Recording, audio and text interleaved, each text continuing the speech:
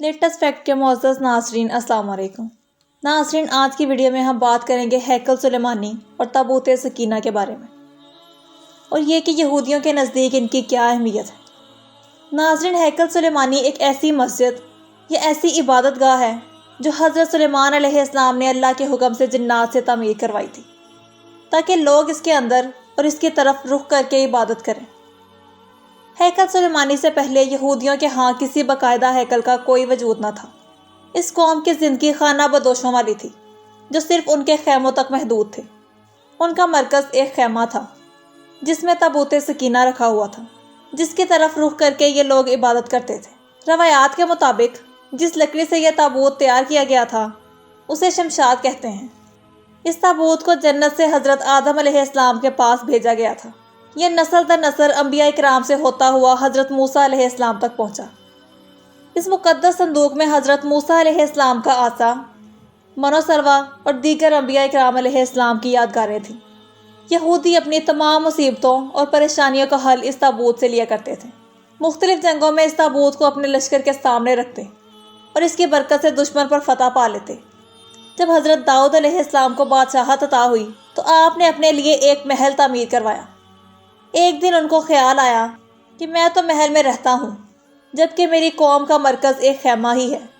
اس کا ذکر بائبل میں کچھ یوں ہے کہ بادشاہ نے کہا، میں خود تو لکڑی کے بنے ایک خوبصورت محل میں رہتا ہوں جبکہ خداوند کا تابوت خیمے میں پڑا ہے۔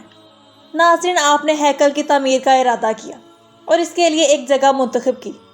ماہرین نے مشورہ دیا کہ اس ہیکل کی تعمیر آپ کے دور میں ممکن نہیں، لہٰذا آپ نے اس کا ذمہ اپنے بیٹے حضرت سلیمان علیہ السلام کو دے دیا۔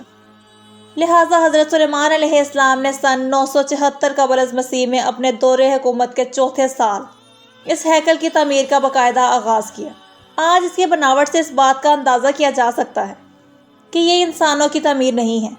اتنے بھاری پتھروں کو جنات کی طاقت سے ہی چنا گیا تھا جن پر حضرت سلیمان علیہ السلام کی حکومت تھی۔ ہیکل سلیمانی کی پہلی تعمیر کے ساتھ ہی حضرت سلیمان علیہ السلام اس دنیا سے رخصت ہو گئے، مگر جنات کو اس بات کا علم نہ ہو سکا اور انہوں نے اس مسجد کی تعمیر پوری کر دی۔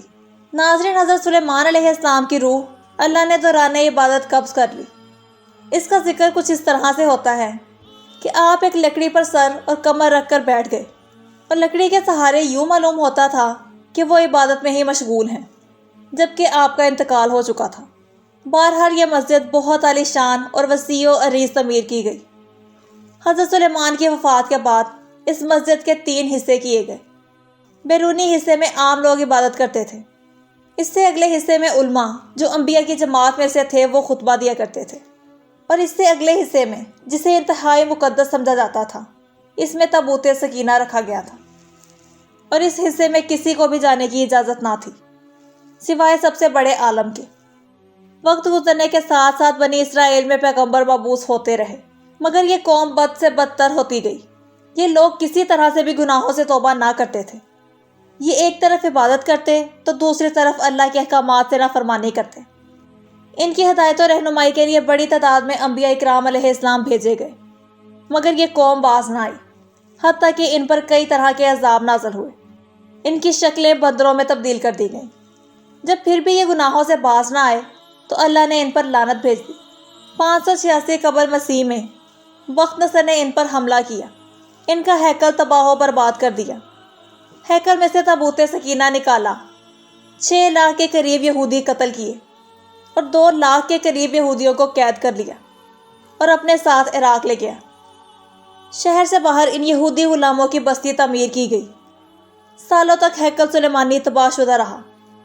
دوسری طرف اس نے تابوت سکینہ کو کہیں پھینک دیا اور اس کی بے حرمتی کی۔ اس حرکت کا عذاب اس کو اس طرح سے ملا کہ سن 539 قبل مسیح میں ایران کے بادشاہ سائرس نے عراق پر حملہ کر دیا اور بابل کے ولی عہد کو شکست دے کر بابل کی سلطنت کا مکمل خاتمہ کر دیا۔ سائرس ایک نرم دل حکمران تھا۔ اس نے تمام یہودیوں کو آزاد کر کے ان کو یروشلم جانے کی اجازت دے دی اور ان کو ہیکل سلیمانی کی تعمیر نو کی اجازت دے دی اور ان کی مدد کرنے کا وعدہ کیا۔ ناظرین، ہیکل سلیمانی کی تعمیر نو سن 537 قبل از مسیح میں شروع ہوئی، مگر مختلف سازشوں کی وجہ سے یہ کام مکمل ہوئے بغیر ہی بند ہو گیا۔ اور دائرہ اول کے دور حکومت تک مداخلت کا شکار رہا۔ اس سے اگلے سال حضرت زکریا علیہ السلام نے یہاں کے گورنر یوشع کی حوصلہ افزائی فرمائی اور ہیکل کی تعمیر کی دوبارہ کوشش کی۔ انہوں نے مثبت رد عمل کا اظہار کیا اور ہیکل سلیمانی کی تعمیر 4.5 سال میں مکمل کی، مگر اس دفعہ ہیکل میں تابوت سکینہ موجود نہ تھا۔ وقت نصر نے تابوت سکینہ کو کسی ایسی جگہ پر پھینک دیا جہاں سے وہ آج تک نہ مل سکا۔ کچھ لوگوں کا کہنا ہے کہ صندوق کو مزید بے حرمتی سے بچانے کے لیے اسے اللہ کے حکم سے کسی محفوظ مقام پر پہنچا دیا گیا ہے، جس کا علم کسی انسان کو نہیں، مگر یہودی اس تابوت کی تلاش میں پورے کرۂ ارض کو کھود دینا چاہتے ہیں۔ ناظرین، دراصل ہیکل سلیمانی کی تعمیر 3 دفعہ ہوئی۔ بادشاہ ہیروڈس، جو حضرت عیسیٰ کے دور سے پہلے کا بادشاہ تھا، اس نے ہیکل کی تعمیر کی نصب کی تو یہودیوں کے دل میں خوف پیدا ہوا کہ اگر اسے گرا دیا گیا تو اسے دوبارہ تعمیر نہیں کیا جائے گا۔ ہیروڈس نے ان کو راضی کرنے کے لیے کہا کہ وہ صرف اس کی مرمت کرنا چاہتا ہے، اسے گرانا نہیں چاہتا۔ چنانچہ سن 19 قبل مسیح میں اس نے ہیکل کے ایک حصے کو گرا کر کچھ تبدیلی کے ساتھ تعمیر کروایا۔ اس طرح سے یہودیوں کی عبادت میں خلل ڈالے بغیر ہیکل کا کچھ حصہ گرایا جاتا اور اس کی جگہ نیا حصہ مختلف انداز میں تعمیر کیا جاتا۔ یہ کام 18 ماہ میں مکمل ہوا اور اس طرح سے ہیروڈس کے ذریعے سے 3 دفعہ نیا ہیکل وجود میں آ گیا۔ کچھ عرصے بعد حضرت عیسیٰ علیہ السلام کا ظہور ہوا۔ یہودیوں نے آپ پر بھی ظلم کے پہاڑ توڑے۔ حضرت عیسیٰ علیہ السلام کے دور کے 70 سال بعد اللہ نے ان پر عذاب کی صورت میں ایک حکمران بھیجا جس کا نام ٹائٹس تھا۔ یہ بخت نصر سے بھی زیادہ ظالم ثابت ہوا۔ اس نے ایک دن میں لاکھوں یہودیوں کو قتل کر دیا، ہیروڈس کے بنائے گئے ہیکل کو تباہ کر دیا اور یہودیوں کو ہمیشہ کے لیے یروشلم سے باہر نکال دیا۔ اس طرح سے یہودی پوری دنیا میں بکھر گئے اور رسوا ہو کر رہ گئے۔ 18-19 سال تک بھٹکنے کے بعد برطانیہ نے جب فلسطین پر قبضہ کیا تو ساتھ ہی ایک ناجائز بچے کو اسرائیل میں جنم دیا، جس سے صدیوں سے دھکے کھانے والی اس قوم کو ایک دفعہ پھر اسرائیل میں رہنے کی اجازت مل گئی۔ مگر یہ قوم اپنی ہزاروں سال پرانی فطرت سے باز نہ آئی۔ یہ صرف اسرائیل تک محدود نہ رہے، بلکہ یہ لوگ اپنی فطرت سے مجبور ہو کر ہمسایہ ممالک کے لیے مصیبت بننے لگے۔ 5 جون 1966 کو اس نے شام کے پہاڑیوں پر قبضہ کیا۔